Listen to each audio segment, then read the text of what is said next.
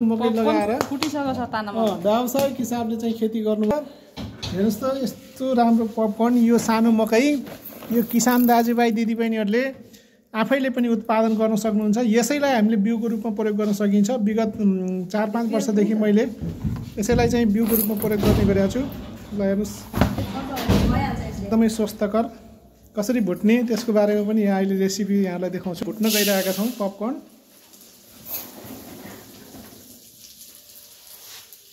धेरै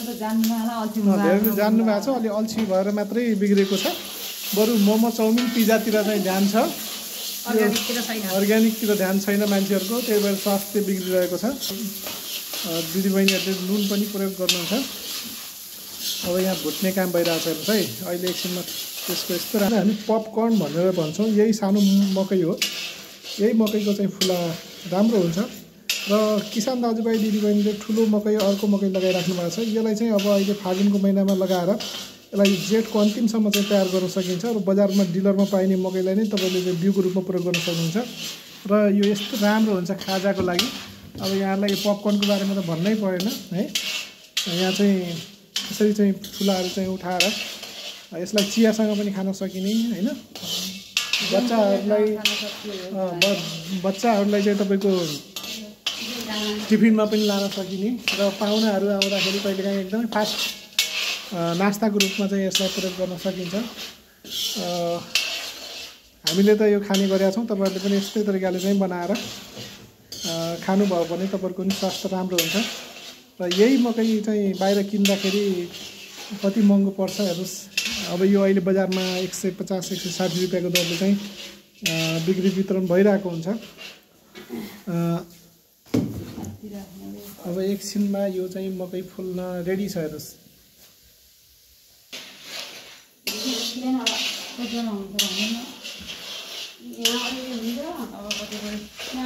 ल अब यो मकै फुल्न लागेको छ साथीहरू हेर्नुहोस् त कस्तो मजाले चाहिँ हाँडीमा मकै फुलिरहेको छ यो छोप्नुपर्छ नत्र पनि मकै बाहिर जान सक्छ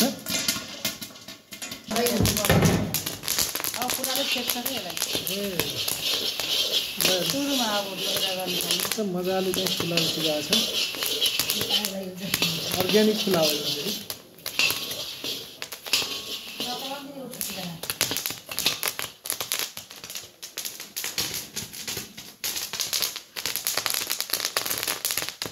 अर्ग्यानिक फुला हेर्दा हेर्दै पढाइ गरिन्छ